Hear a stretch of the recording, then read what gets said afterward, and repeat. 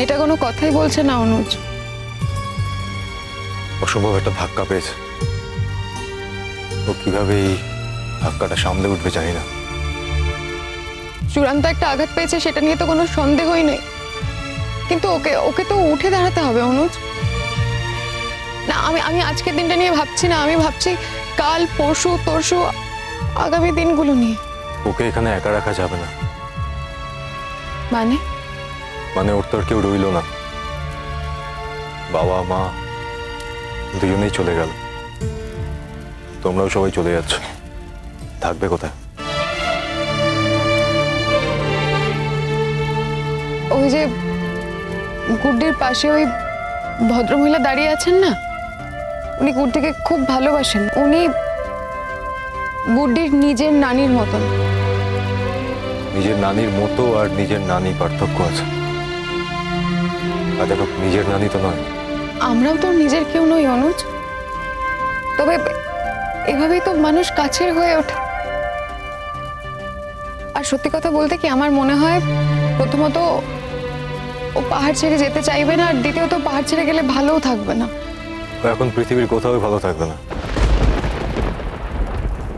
মানুষ সব শোক ভুলে যায় অনুজ, অনেক বড় শোকও মানুষ ভুলে যায় সময়ের সঙ্গে। আমার মনে হয় গুড্ডিও এই শোকটা কাটিয়ে উঠবে।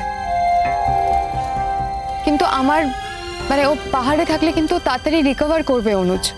ও যদি এখানে থাকে, একটা মেয়েকে এখানে এইভাবে একা ফেলে রেখে যাওয়া যায় কিনা, এটাই তো সব থেকে বড় প্রশ্ন। অনুজ, এখানকার কমিউনিটির মানুষজন খুব ভালো, তারা বহুরুদাকেও খুব ভালোবাসে আর গুড্ডিকে খুব ভালোবাসে।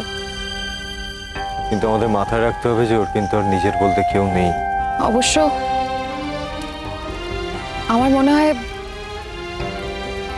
তোমার ওকে বাড়ি নিয়ে যাওয়া উচিত। আফটার অল সে মানে ও এখনো তোমার ওয়াইফ, তো তোমারই ওকে বাড়ি নিয়ে যাওয়া উচিত। ভাবছি কি কি করা উচিত তাই ভাবছি। আমি জানি আমার বাবুজি ঠিক চলে আসবে। हर बार बोली कि আবার একটা দিন দেরি হবে, আর কি করি, রাত হোক যত রাত হোক वापस চলে আসি। স্যার, আপনারা চলে যাচ্ছেন, গুড্ডির কি হবে সাব? গুড্ডি কার কাছে থাকবে? কেন চলে যাচ্ছি? মরে তো যায়নি। গুড্ডি আমার সঙ্গে যাবে। এখন থেকে ওর দায় দায়িত্ব সব সব আমাদের। তাছাড়া গুড্ডি তো কলেজে পড়বে, কলকাতার কলেজে ওকে আমি ভর্তি করে দেবো। মাঝে মাঝে এখানে আসবে, এখানে না এলে তো ভালো থাকবে না। আর এই পাহাড়েই তো ও বহুরুকে রেখে গেল, এই পাহাড় ছেড়েও থাকতে পারবে না। এমনিতেই তো বলতো পাহাড় ছেড়ে আমি কোথাও থাকতে চাই না, তবে লেখাপড়ার স্বার্থে ওকে যেতে হবে। দরকার হলেও চাকরি টাকরি পেলে তখন না পাহাড়ে চলে আসবে, এতে তো আর অসুবিধে নেই। আপনি তাহলে নিয়ে যাচ্ছেন গুড্ডিকে? তাছাড়া কে নিয়ে যাবে? আমি তো নিয়ে যাব। ওর বাবার পরে আমি তো গার্জেন। কিন্তু ওর বিয়েটা? বিয়ের ব্যাপারটা কি হওয়া উচিত সেটা গুড্ডিকেই ঠিক করতে হবে। অন্য দুজনের জীবনের মধ্যে তো ঢুকে যাওয়া যায় না। না, আসলে আপনার মেয়ের সঙ্গেই তো বিয়েটা হওয়ার কথা, তাই আপনাকে বললাম। হ্যাঁ,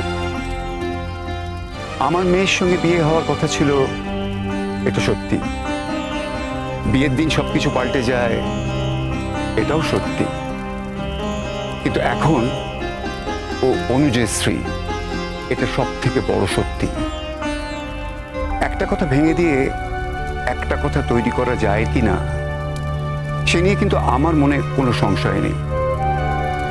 আমি জানি এটা উচিত নয়, সেটা আমার উপরে তো নির্ভর করবে না, গুড্ডিকেও চাইতে হবে। গুড্ডি নিজেও ওখানে থাকতে চায়নি। কেউ যদি জানতে পারে সাব যে তাকে বাদ দিয়ে আরেকজনকে শাদি করবে, তাহলে সে কি থাকতে পারে সাব? বড়ুদা আমাদের সবকিছু বলেনি ঠিকই, কিন্তু আমরা কানাঘুষো সব জানতে পেরেছি সাব। হ্যাঁ, সেটাও একটা কথা। দেখুন স্যার, আপনি অত্যন্ত ভালো মানুষ, বহুরুদা আপনাকে খুব ভালোবাসতো, সেই জন্যই আমরা এখানে একজোট হয়ে কিছু বলছি না। তোমরা একজোট হয়ে বলতে পারো, আমার কথা ভেবে কিছু করো না। আমি অন্যায়কে কোনোদিন সমর্থন করিনি, আজও করি না, আর গুড্ডির ব্যাপারে তো করবই না। আমি চাই গুড্ডির একটা সুস্থ জীবন, কিন্তু সেই সুস্থ জীবনটাই যে ছেলেটা ওকে মেনে নিতে চাইছে না, সেখানে গেলে সেটা হবে কি না সেটা একটা বড় প্রশ্ন।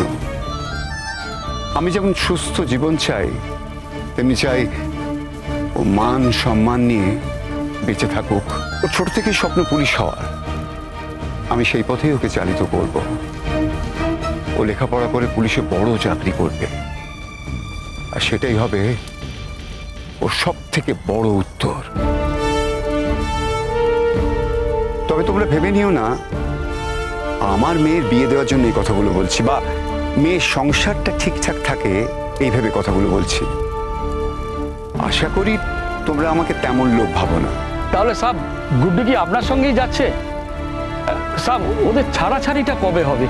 বিয়ে করে রেখেছে, অথচ কোনো দায়িত্ব ভি নেবে না, একসাথ দোনো কাম কি করে চলবে? শোনো, বিয়ে ভাঙারও কিছু নিয়ম থাকে। এক্ষুনি চাইলে বিয়েটা ভাঙা যায় না।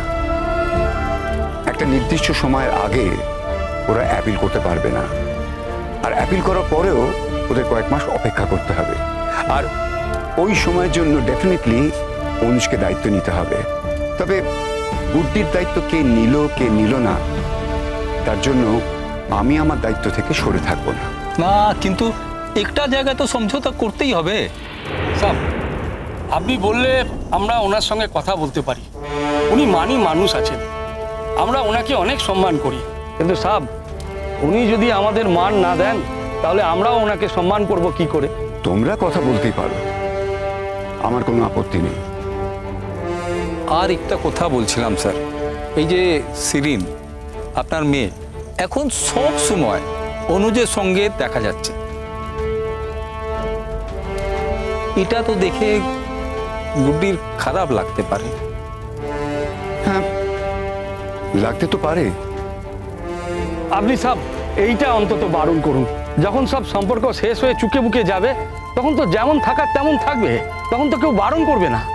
আর যখন সব চুকে বুকে যায়নি, এখনো যখন সম্পর্কটা আছে, তখন আপনার মেয়ে গুড্ডির স্বামীর সঙ্গে সব সময় ঘুরে বেড়াবে, সেটা তো আমাদের দেখতে খারাপ লাগছে। আর গুড্ডির যে খারাপ লাগবে তা নিয়ে তো কোনো কথাই নেই সাব। কি এমন অপরাধ করেছে সাব যে মেয়েটাকে এত কিছু সহ্য করতে হবে? আজ দুর্যোগের দিন, অনুজ না এলেও কিন্তু সেদিন আসতো।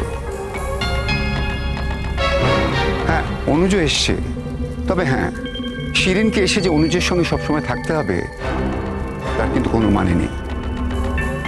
এগুলোই তো মানুষের বিবেচনার ব্যাপার। আমি নিশ্চয়ই কথা বলবো। তোমরা যদি কথা বলতে চাও তো ওকে ডেকে নিয়ে কথা বলো। দেখিয়ে সাব, আজ বড়দার এই শেষ সময় আমরা কোনো অশান্তি চাই না। কথা বলার সময় তো পালিয়ে যাচ্ছে না সাব।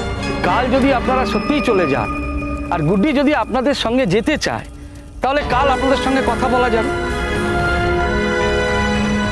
আমরা কথা বলবো, দরকার হলে আপনার বাড়িতে গিয়েই কথা বলবো, সেটুকু আপনি পারমিশন দেন স্যার।